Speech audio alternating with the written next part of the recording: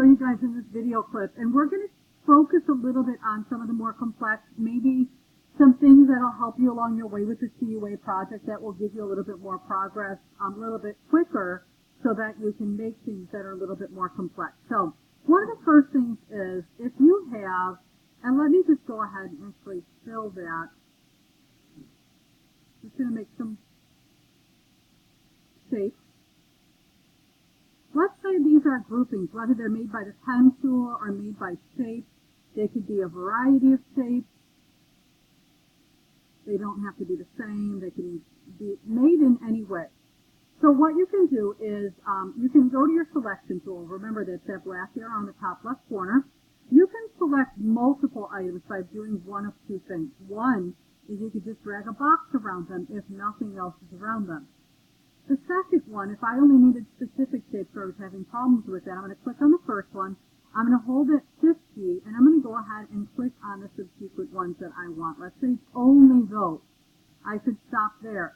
I can also hold that Shift key and deselect. I didn't want that one. I really wanted that one, etc. So remember that Shift key is really important as you are working. Okay. So in this case, what I can do is go right over the top of one of them, and you're going to right-click, and there's a whole bunch of options in here. So what I can do here is I can select something called group. And when you group something, it still keeps them separate in terms of, like, I can ungroup later, but I'm going to then, when I group them, when I select this now, I now select all of them at once versus just that one at a time or having to draw a box around everything. Okay? Now again, I can select it, I can right-click, and I can ungroup, and those would all be individuals once again. So that again is a really important factor. So if I group them, it actually makes it very easy to copy and paste and create a second version of it. Don't forget, you can go up to Edit, and you can copy, or you can use your keyboard shortcuts for those that can kind of commit those to memory as you use the common ones. Control-C and Control-V to paste. So you're going to go ahead and begin working with that because that's really going to help you out with getting things to go a little bit quicker. Also then taking that object, transform, and reflect it.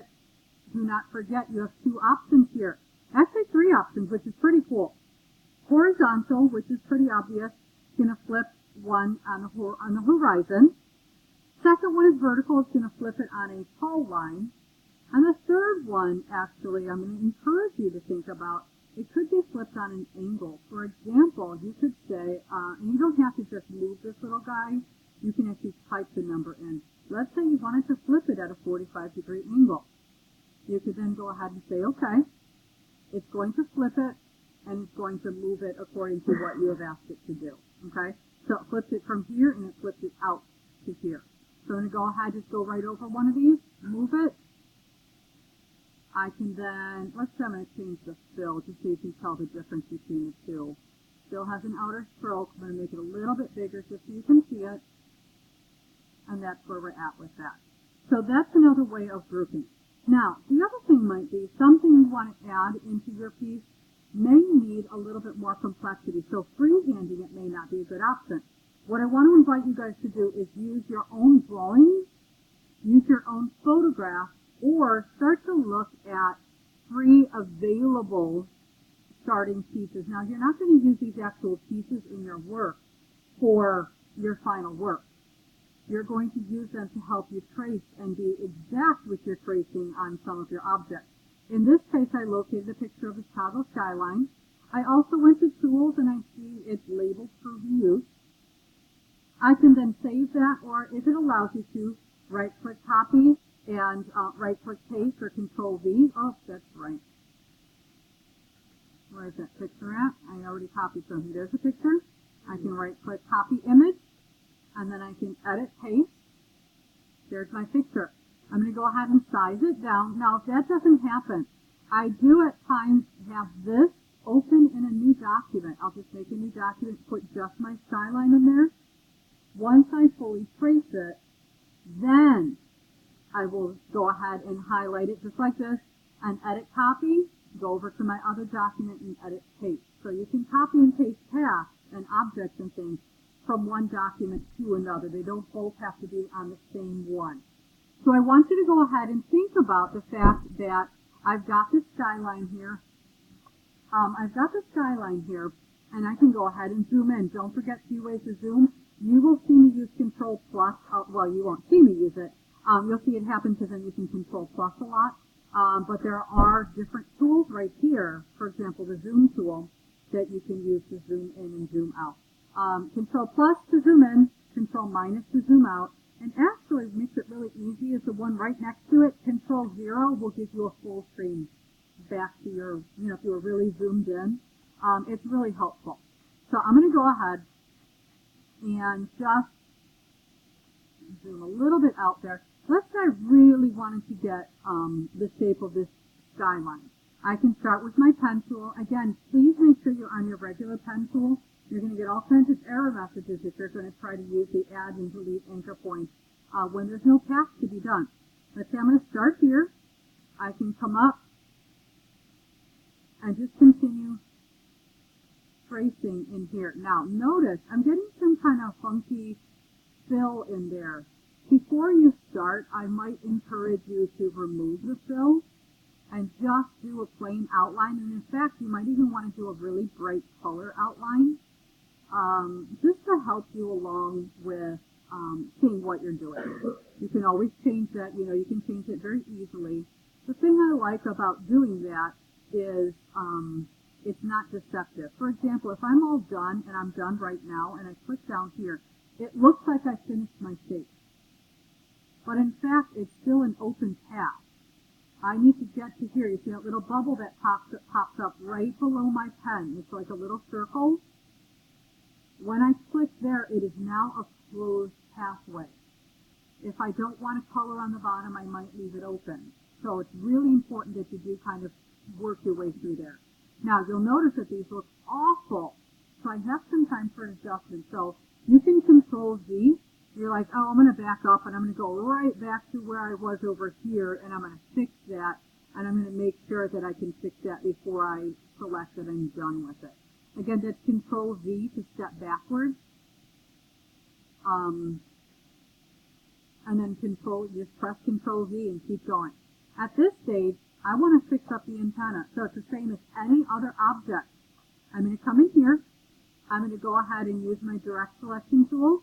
I'm going to see that I have, it looks like I may only have, it's really jumpy when you're zoomed in that much. So I'm going to have to zoom back out and find it.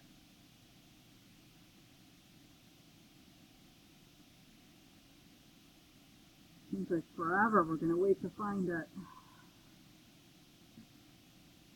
Alright, we're going to zoom. There we go. I may actually have to add another anchor point out here in order to get this to feel a little bit more like this. In this case, I'm just going to work with this one. I'm going to click on that anchor point once to activate it. I'm going to go on and click and drag it over because I want it to be thinner. Then I'm going to come to the bottom one, click and move it over. Now, if I had a bunch of points along this path, I would have to click and drag every single point. So try to keep it as clean as possible. When you're tracing, I have seen people tracing like this. Let me go to the next building.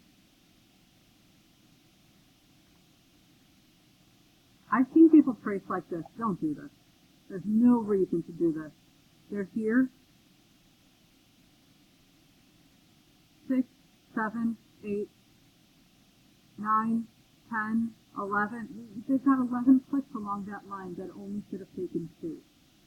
It's a very messy way of working because now in order to make changes, like there's a funky spot I made over here, in order to make changes, I've got to arrange and fix up all those.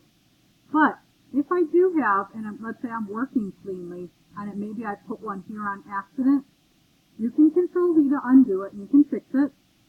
Or later on, don't forget, you've got your pal right here, delete anchor point. Okay? So again, my tips before you get started, go ahead and I'm going to put it back on the default with a black outline with a white interior. Go ahead and click on that, tell it no fill. I might even come in and select a really bright color to do my outline so I can really see it as I'm going, something that contrasts. So as I go, I'm able to see what's happening a little bit cleaner, and just try to follow those prompts up on the screen. You know, you're getting all those little prompts that say, oh, that intersects with that. That gives me, you know, the ability to put a straight line here and know that it's a straight line, etc. Okay? So again, work cleanly, work more efficiently, and that'll save you some time in the long run. So use your resources wisely.